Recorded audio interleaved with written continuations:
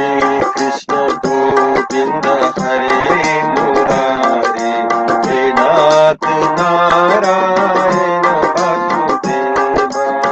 श्री कृष्ण गोविंद हरे मुरारे, हे नाथ नारायण वासुदेवा। श्री कृष्ण गोविंद हरे मुरारे, हे नाथ नारायण वासुदेवा। एकमात्र स्वामी सखा हमारे, एकमात्र स्वामी सखा हमारे।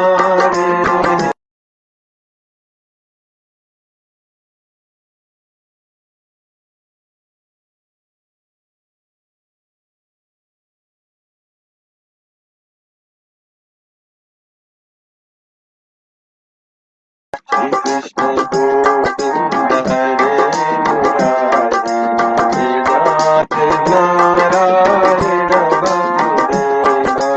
एकमात्र स्वामी सखा हमारे, एकमात्र स्वामी सखा हमारे।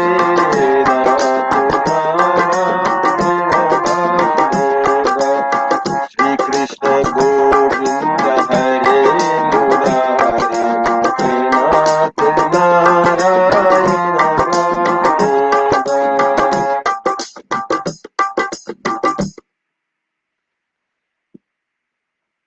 जय श्री कृष्ण।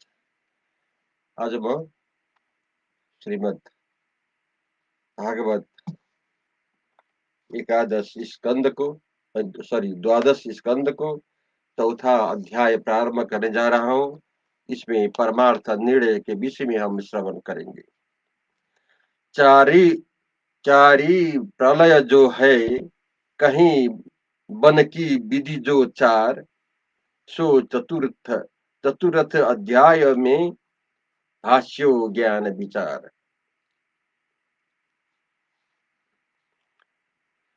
श्री सुखदेव जी राजा परीक्षित से बोले कि हे राजन, अब कल्प और प्रलय, स्थिति और संहार का वर्णन करता हूँ।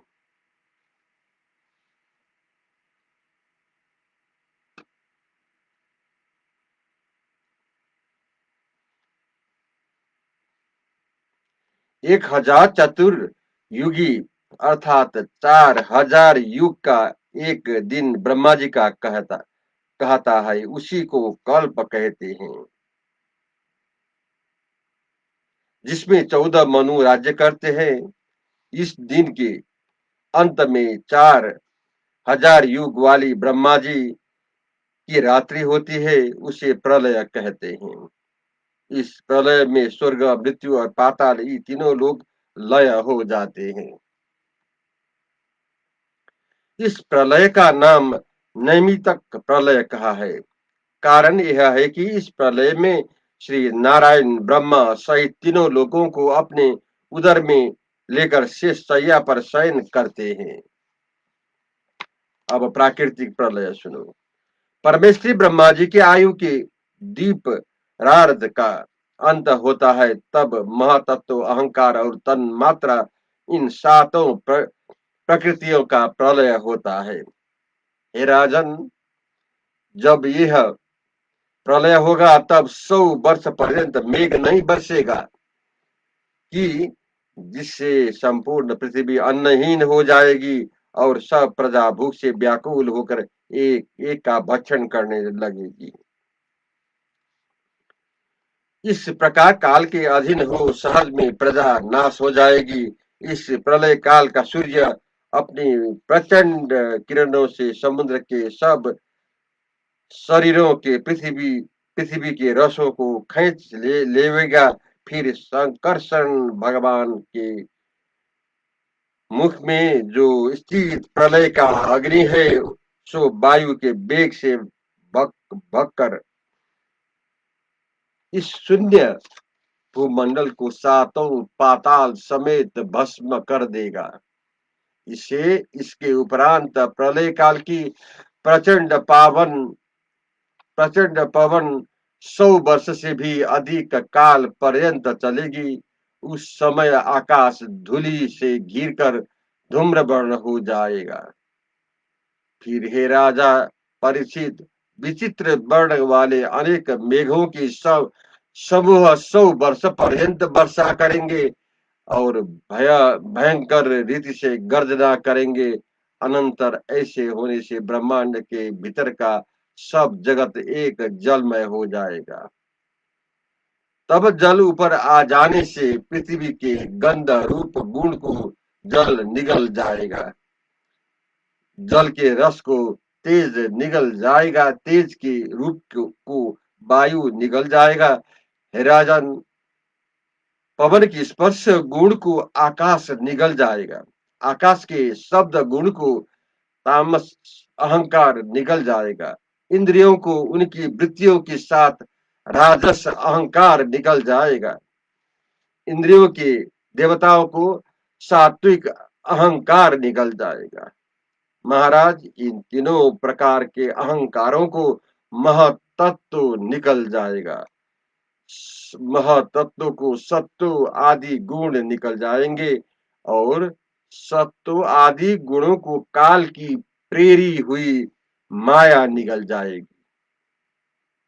यह माया लय नहीं होती और काल के अवयवों से वह विकार को प्राप्त नहीं होती।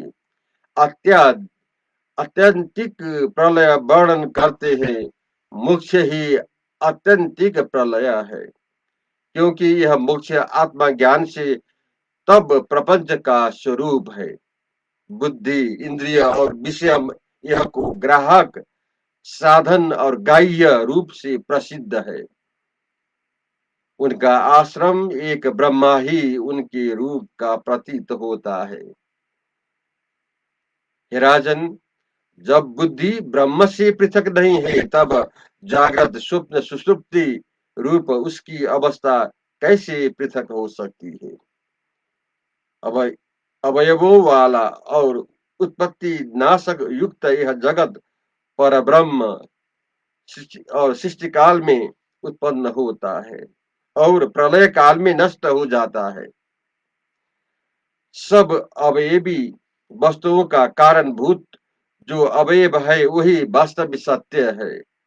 कारण यह कि अवयव बिना भी अवयव की प्रतीति होती है।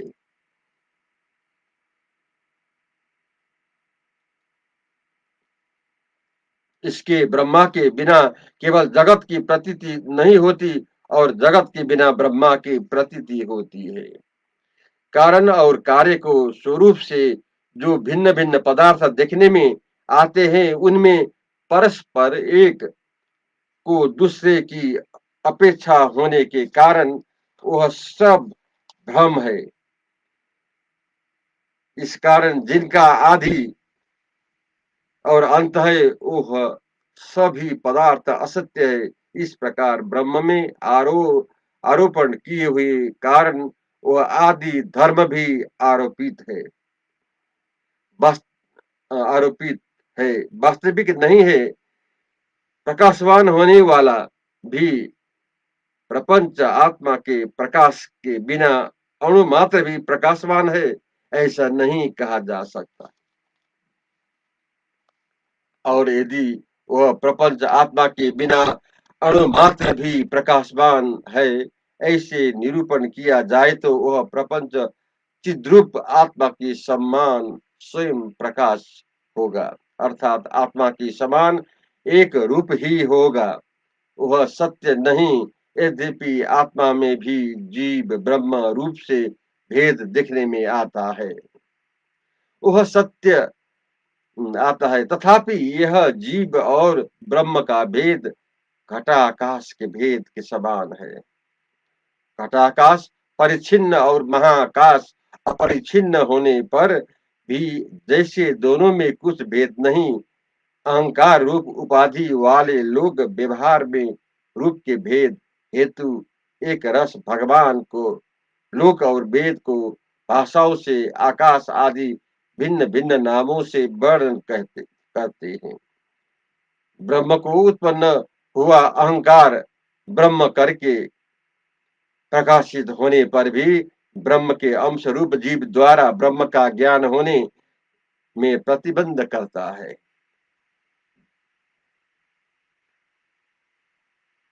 ब्रह्म से उत्पन्न हुआ अपना उपाधि भूत अहंकार जिस काल में विचार करके नष्ट हो जाता है, उसी काल में जीव अपने ब्रह्म स्वरूप को पहचानता है। हे राजन, जिस काल में ऐसे इस ज्ञान रूप अर्श से माया रूप अहंकार के बंधन का छेदन करके जीव परिपूर्ण आत्मा का अनुभव करता है, उसको कभी लोग अत्यांतिक प्रलय हुआ कहते हैं, अब नित्य प्रलय कहते हैं। सूक्ष्म विद्वान लोग कहते हैं कि ब्रह्मादिक सब प्राणियों को उत्पत्ति और प्रलय क्षण में होती रहती है, इसी को नित्य प्रलय कहते हैं। हे राजन, जो पुरुष अनेक प्रकार के दुख रूपी दबाग्नि से कष्ट पाकर इस महादुस्तर संसार रूपी समुद्र के पार उतरना चाहे, उनको पुरुषोत्तम भगवान की लीला और चरित्रों की कथा रूपी रसपान के बिना इस संसार सागर से पार होने का दूसरा उपाय नहीं है। जय श्री कृष्ण। अब मैं 5वां अध्याय प्रारंभ करने जा रहा हूँ। इसमें आज हम संक्षेप में परब्रह्म्योपदेश के विषय में हम श्रवण करेंगे। यह 5वां अध्याय में ब्रह्म केर सुख साज सर्प दसन जो भया एदा दूर किन्न मुनिराज। श्री सुखदेव जी बोले, हे राजा परीक्षित, मैं मर जाऊंगा, ऐसी पशु बुद्धि को आप छोड़ दो। कारण यह है कि इस वेद से न तो आप प्रथम उत्पन्न हुए और न नाश होंगे। यह आत्मा तो अजर अमर और अनादि है, न कभी मरता है न मरेगा। आत्मा का मरण आदि जगत की भ्रांति देह रूप समाधि के साथ है। इस कारण उपाधि की निवृत्ति होने से जीव की मुक्ति होती है। तत्व ज्ञान से देह का लय पर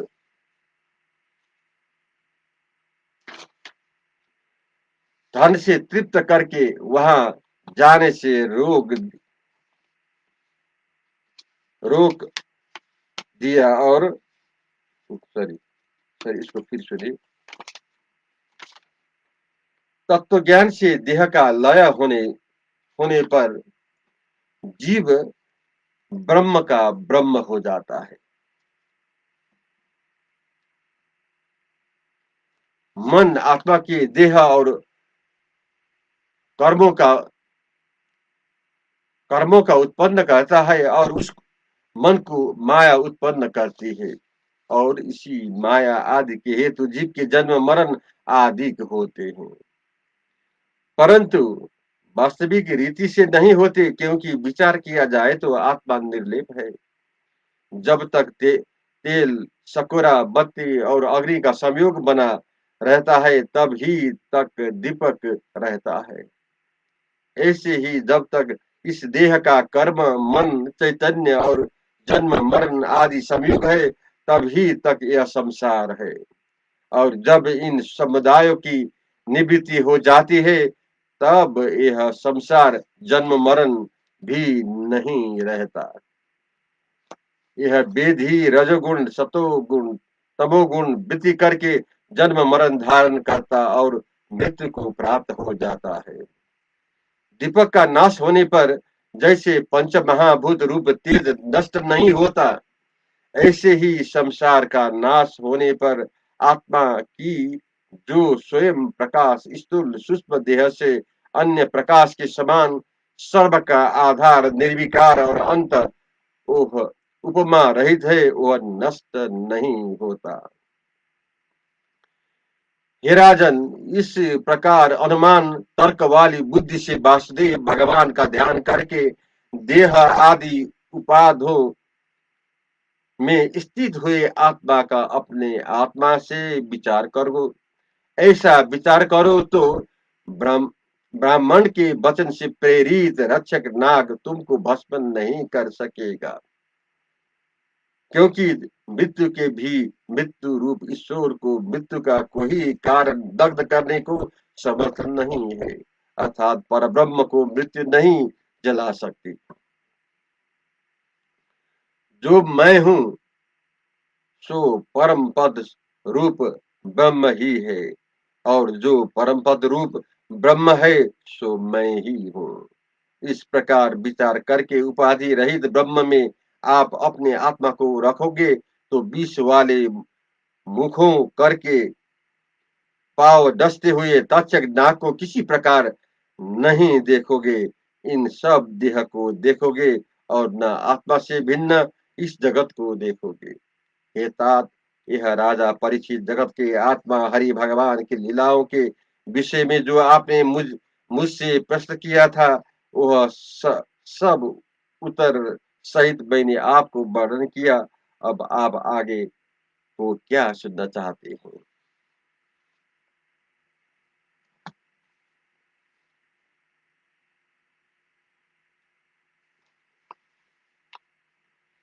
मैं छठवा अध्याय प्रारंभ करने जा रहा हूँ। इसमें वेद शाखा प्रणन के विषय में हम श्रवण करेंगे। मोक्ष परिचित जानी की जन में जय दुख मान, छठवे में अहि योग की किन्हीं कहा कथा बखान। सूत जी बोले, हे सबको अपना आत्मा देखने से समान बुद्धि वाले सुखदेव जी के मुखार बिंद से यह श्रीमद् भागवत रूपी उपदेश सुनकर विष्णु भगवान भक्त राजा परीक्षित ने मुनि के चरणा बिंदु में अपना मस्तक नवाया। साथ जो यह प्रश्न किया, राजा परीक्षित बोले कि हे मुने, हे करुणा चित्त, अपने परम अनुग्रह करके मुझको आदि अंत रहित साक्षात भगवान पर ब्रह्म का चरित्र सुनाया। मुझको आदि अंत रहित साक्षात भगवान का चरित्र सुनाया, जिसको सुनकर मैं कृतार्थ हो गया। हे भगवान, तक्षक आदि भृगु के कारणों से अब मुझको किसी प्रकार का भय नहीं नहीं रहा, क्योंकि अपने अपने जो परमानंद निर्णय ब्रह्म रूप मुझको दिखा दिया, मैं उसी में लय हो गया। हे ब्रह्मन, जो मुझको आज्ञा हो तो वाणी को रोककर वासना रहित चित्त को अधो छेद अधोछिद भगवान में लगाकर प्राणों की परित्याग कर दो। ज्ञान और विज्ञान को निष्ठा से मेरा सब अज्ञान नाश हो गया। जब से मंगल रूप भगवान का परम पद मुझको अपने दिखाया है। सूत जी बोले कि हे सौनक, इस प्रकार प्रार्थना कर राजा परीक्षित ने श्री सुखदेव जी का पूजन किया।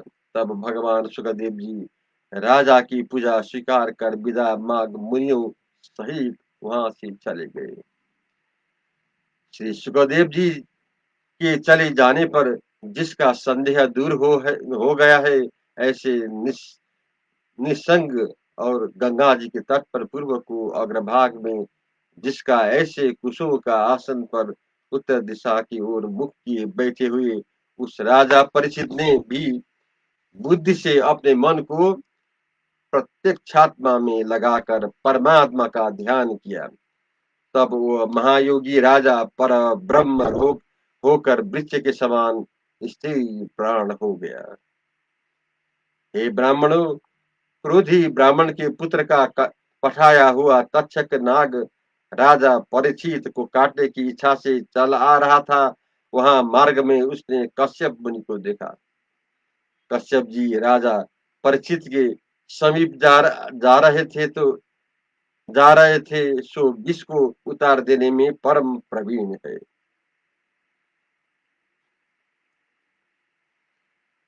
कश्यप जी परीक्षित के पास विष को उतार कर राजा को जिलाए धन की इच्छा से जा रहे थे। मार्ग में ब्राह्मण रूप धारण किए तक्षक नाग मिला। तक्षक ने कश्यप जी से पूछा कि आप कहाँ जा रहे हो? कश्यप जी ने उत्तर दिया कि राजा परीक्षित को आज तक्षक नाग काटेगा, उसका विष उतारने को हम जाते हैं। यह सुनकर तक्षक नाग बोला कि आपकी क्या सामर्थ्य है जो तक्षक के काटे हुए का विष आप उतार सके। तब कश्यप जी बोले कि यदि तक्षक होता तो उसको हम अपनी सामर्थ्य दिखाते।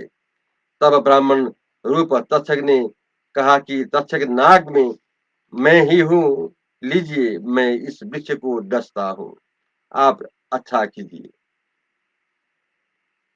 यह कहकर एक बट वृक्ष को डसा, तुरंत वह वृक्ष वृक्ष भस्म हो गया। उसके ऊपर सूखी लकड़ी तोड़ने के लिए एक लकड़ा हारा हरा चढ़ा था, वह भी वृक्ष के साथ ही भस्म हो गया। यह देख कश्यप जी ने संजीवनी मंत्र पढ़कर औषधि द्वारा वृक्ष को लकड़हारे सहित 2 घड़ी में ज्यों का त्यों कर दिया। तब तक्षक नाग परम विस्मित होकर बोला कि आप कुछ ज्योतिष विद्या भी जानते हैं। कश्यप जी ने कहा, हाँ जानता हूँ। तब तक्षक बोला, बताइए राजा परीक्षित की आयु कितनी रही। कश्यप जी विचार करके बोले कि 2 घड़ी तक। तक्षक बोला कि आप जाना वहां निष्फल होगा, उस काल ग्रसित राजा को कोई नहीं बचा सकता और वृथा उपाय करना मान हानि करना है। इस कारण आपको धन की इच्छा है तो इसी वृक्ष के नीचे बहुत धन गड़ा है, जितना चाहिए ले जाइए। यह सुनकर कश्यप जी इच्छा अनुसार धन लेकर अपने आश्रम को लौट गए। तक्षक ब्राह्मण का रूप धारण कर एक पुष्प ले राजा के समीप गया और फूल राजा के हाथ में दिया और वहां से विदा हो एक छोटा सा रूप बनकर फूलों में बैठ गया। राजा फूल को देखकर कहने लगा कि संध्या हो गई, तक्षक अभी नहीं आया, कदाचित ब्रह्म साहब मिथ्या न हो जाए, इस कारण फूल में बैठे हुए इस कीड़े से ही कटवा ले। यह कह ज्यों ही उनके फूल सुंघा की तक्षक ने अपना स्वरूप धर कर डसा डसते ही राजा परीक्षित भस्मीभूत हो गया। कश्यप जी राजा परीक्षित के समीप जा रहे थे, सो विष को उतार देने में परम प्रवीण है। तब तक तक्षक ने विषहारी कश्यप ब्राह्मण को धन से तृप्त करके वहां से जाने से रोक दिया और यथेच्छ रूप धारण करने वाले तक्षक ने ब्राह्मण का भेष धारण कर अपने को छिपाया राज परीक्षित को समीप जाकर उन्हें दशा। ब्रह्म ब्रह्म स्वरूप राजसी परीक्षित का स्वरूप विषाग्नि से सब प्राणियों के देखते देखते उसी उसी समय जलकर भस्म हो गया। उस समय पृथ्वी आकाश और संपूर्ण दिशाओं में बड़ा हाहाकार शब्द होने लगा। राजा जन्मे जय अपने पिता को तक्षक से दशा सुनकर अति कोपित हो ब्राह्मणों के बुलाया सर्प सत्र द्वारा सर्पों का हवन करने लगा। यह भी उस यज्ञ की महाप्रचंड अग्नि में बड़े बड़े सर्पों को जलता देखकर तक्षक भय के मारे अति व्याकुल होकर इंद्र की शरण में गया। परीक्षित के पुत्र राजा जन्मजय ने अपने यज्ञ में तक्षक को न देखकर ब्राह्मणों से कहा कि सर्पों में अधम तक्षक यहाँ आकर क्यों नहीं भस्म हुआ। तब ब्राह्मणों ने कहा कि हे राजेंद्र, अपनी शरण अपनी शरण गए हुए तक्षक नाग की रक्षा इंद्र करता है और इंद्र ने ही उसको अपने समीप बिठा रखा है, इस कारण यह अग्नि में आकर भस्म नहीं हुआ। यह वचन सुनकर राजा जन्म जन्मे जय जय ने ऋत्वेजों से कहा कि हे ब्राह्मणों, जो ऐसा है तो इंद्र समेत तक्षक को अग्नि में क्यों नहीं गिरा देते हो। यह वचन सुनकर ब्राह्मणों ने यज्ञ में इंद्र समेत तक्षक को आहुति मंत्र पढ़कर आह्वान किया। ब्राह्मणों के कठोर वचनों से और मंत्रों के आकर्षण से तक्षक और विमान सहित इंद्र अपने स्थान से चलायमान हुआ। उस समय इंद्र और तक्षक है दोनों अपने मन में बहुत घबरा गए हैं। इंद्र को विमान तक इंद्र को विमान वह तक्षक सहित आकाश से गिरते देखकर अंगिरा के पुत्र बृहस्पति ने राजा जन्मेजय से यह वचन कहे, हे राजन, तक्षक के डसने से पिता का मरण सुनकर तक्षक पर इतना कोप करना आपको योग्य नहीं है, क्योंकि जीवों का जीवन मरण और परलोक अपने कर्मों से ही होता है। यह हिंसा युक्त यज्ञ यज्ञ यहीं से समाप्त कर दो। देखो, इस यज्ञ में अनेक निरपराधी सर्प भस्म हो गए। सुत जी बोले कि जब इस प्रकार बृहस्पति से कहा, तब उनके वचन को मान देने के अर्थ राजा जन्मेजय ने उसी समय बृहस्पति जी का कहना अंगीकार किया। सर्प यज्ञ वहीं से समाप्त करके बृहस्पति जी की पूजा की। सौनक ऋषि बोले कि हे सौम्य, वेद व्यास जी के शिष्य, वेदों के प्रवर्तक पैल आदि महात्मा ऋषियों ने कितने प्रकार से वेदों का विवाह किया, सो आप मुझसे कहो। सुत जी बोले, हे ब्रह्मन, समाधि लगाकर स्थित हुए परमेश्वरी ब्रह्मा जी के हृदयाकाश में से पहले नाद उत्पन्न हुआ, सो कि कानों पर हाथ रखने से सुनने में आता है। हे ब्रह्मन, हे ब्रह्म, ब्रह्म जिस नाथ की उपासना करके योगी जन आध्यात्म, अधिभूत, अधिदैव इन तीनों मलों के दूर करके मुक्ति को प्राप्त होते हैं, उस नाद शब्द से स्वयं प्रकाश हुआ, जिसकी उत्पत्ति स्पष्ट रीति से किसी प्रकार जानने में न आवे, ऐसे अव्यक्त तीन अक्षर युक्त ओमकार हुआ, सो भगवान परमात्मा परब्रह्म का जानने वाले हैं। अपने आश्रय रूप सर्वव्यापक साक्षात परमात्मा परब्रह्म का बताने वाला सब मंत्र का रहस्य, वेदों का बीज वेदों का बीज सनातन ओमकार है।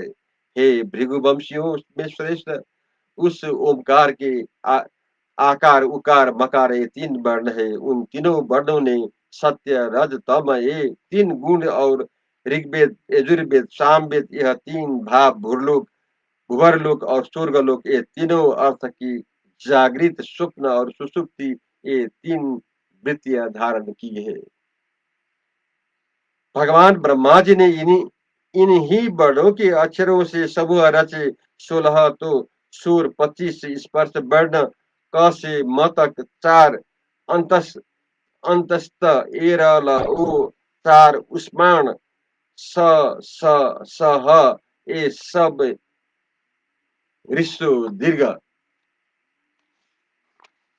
रस्सु दीर्घ जिभा मूली करके संयुक्त है। फिर भगवान ब्रह्मा जी ने उन्हीं अक्षरों से चारों मुख के होता अधोर्ज आदि 4 ऋतुजों के करने का कर्म वर्णन करने की इच्छा से भुवस्व की 3 बैरिति और ओमकार सहित चारों वेदों को रचा। फिर ब्रह्मा जी ने वेदों के उच्चारण आदि को में चतुर अपने पुत्र मरीचि आदि ब्रह्मर्षियों को वेद पढ़ाए और धर्मों के उपदेष्टा इन महर्षियों ने अपने पुत्र को पढ़ाया। कलयुग में लोक काल के बल से अल्पायुहीन पराक्रमी और मंद बुद्धि होने लगे। उनको देखकर ऋषियों ने वेद का विभाग किया। हे ब्राह्मण, इस वैवस्वत मनोत्तर में लोगों के पालन करने वाले भगवान ने धर्म के रक्षा के निमित्त ब्रह्मा शिव आदि लोकपालों को स्तुति करने से अपने अंश और कलाओं से पाराशर मुनि के बीर्ज के सत्यवती के गर्भ में वेद व्यास रूप अवतार लेकर वेद के 4 विभाग किए। जैसे रत्न पारखी अनेक प्रकार की मणियों की राशि में से पद्मराग आदि मणियों को छांटकर पृथक कर लेता है। ऐसे मंत्रों की समुदाय के एक वेद में से ऋग, यजु, साम और अथ अथर्वण नाम मंत्रों का उन उन वर्गों के अनुसार पृथक पृथक निकालकर चार संहिता वेद व्यास जी ने रची। इसके उपरांत वेद व्यास जी ने अपने चार शिष्यों को बुलाकर एक एक संहिता दे दी। पहल नाम शिष्य को बहुत ऋचा होने से ब्रह्मवच नाम ऋग्वेदी संहिता दी। निगत नाम वाले यजुर्वेद की संहिता वैशंपायन को दी। छंदोग नाम सामवेद की संहिता जैमिनी को पढ़ाई और अंगिरस नाम अथर्ववेद की संहिता अपने शिष्य सुमंतु को पढ़ाई। पैल मुनि ने अपनी पढ़ी हुई संहिता को दो शाखा करके इंद्र, प्रमिति प्रमित और बाष्कल नाम अपने दोनों शिष्य को दी। बाष्कल ने अपनी संहिता के चार विभाग करके बोध, यज्ञवल्क्य, पराशर और अग्निमित्र इन चार शिष्यों को पढ़ाई। इंद्र प्रमित ने अपनी संहिता कवि मांडुक्यी ऋषि को पढ़ाई। मांडुक्यी ने देवमित्र ने अपने शिष्य सौभरी आदि ऋषियों को पढ़ाई। मांडुक्य पुत्र साकल्य ने अपनी संहिता के पास विभाग किए और वात्स्य, मुद्गल, सालाय, गोखल्य और शिखिर नाम पांचों शिष्यों को पढ़ाई। साकल्य के तातु कर्ण नाम शिष्य ने अपनी संहिता के चार भाग किए और वैदिक पदार्थों का व्याख्यान रूप निरक्ति नाम ग्रंथ रचकर पलाक, पैज, बैताल और विराजमान अपने चार शिष्यों को पढ़ाया। बाष्कल के पुत्र बाष्कली ने सब संहिताओं को शाखाओं में से बालकिल्य नाम संहिता बनाकर वह संहिता बलायनी, भज्य और कासार नाम तीनों शिष्यों को पढ़ाई। बहुत ऋचाओं वाली ऋच ऋच नाम ऋग्वेद की ये संहिताएं इन ब्रह्मर्षियों ने धारण की हैं। वैशंपायन के शिष्य चरका चरकाध्वर्यु ने थे। उनके द्वारा गुरु वैशंपायन को ब्रह्म हत्या का पाप लगा। तब उस पाप की निवृत्ति के अर्थ गुरु के पलटे प्रायश्चित किया। इस कारण चरकाध्वर्यु कहलाए। उस प्रायश्चित के समय वैशंपायन के शिष्य यज्ञवल्क्य जी गुरु से बोले, हे भगवान, इन अल्प धीर शिष्यों को व्रत से कौन लाभ होगा? यह महाकठिन प्रायश्चित मैं अकेला ही करूंगा। यह सुनकर वैशंपायन ऋषि कोप करके बोले कि वत्स, तू मेरे आगे से चला जा। तू दूसरे ब्राह्मणों का अपमान करने वाला शिष्य है। इस कारण मुझे तुझसे कुछ प्रयोजन नहीं। मुझसे तूने कुछ पढ़ा है उसको तू तुरंत त्याग दे। ऐसा कठोर वचन सुनकर यज्ञवल्क्य जी ने अभिमान से उन पढ़े हुए यजुर्वेद की मंत्र को उगल दिया और वहां से चला दिया।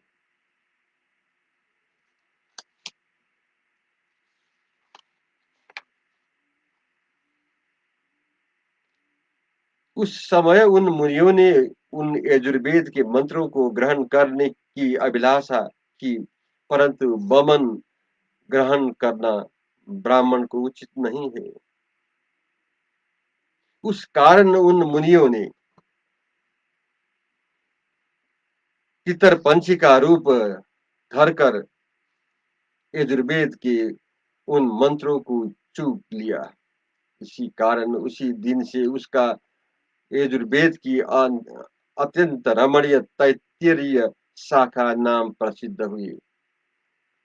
इसके उपरांत गुरुदेव से भी अधिक वेद विद्या प्राप्त होने की इच्छा से यज्ञ बल्क जी संपूर्ण वेदों के स्वामी सूर्य नारायण की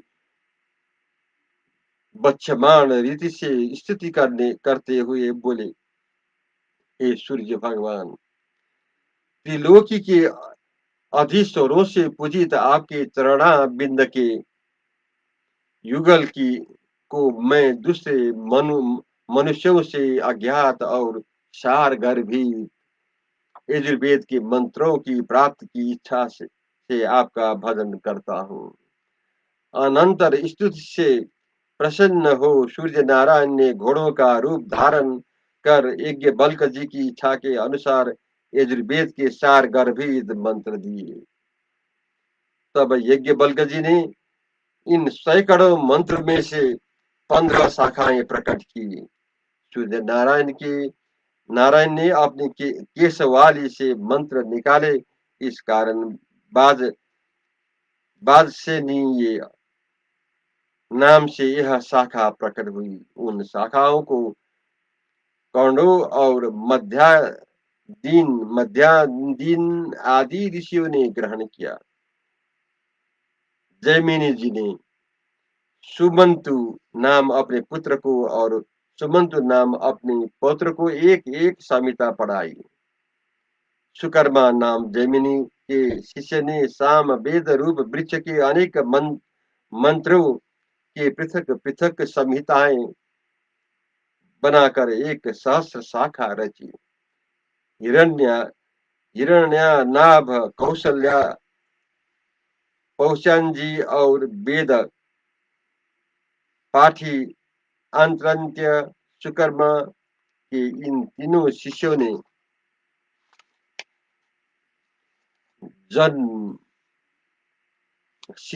उन सब संहिताओं को ग्रहण किया।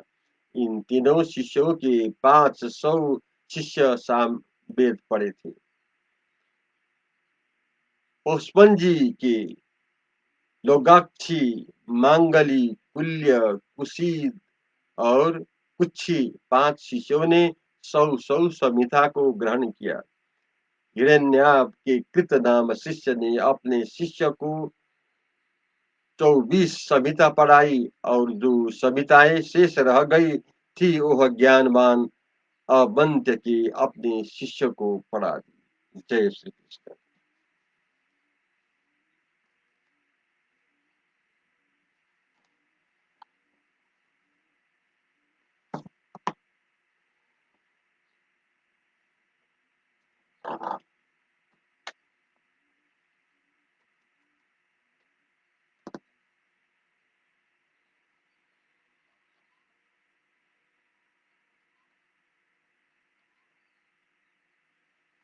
नमस्कार। आज मैले 40 मिनट पाठ गरेँ किनभने भोलि 200 दिन पुग्ने हुनाले यसलाई भोलि म समापन गर्ने मेरो विचार छ।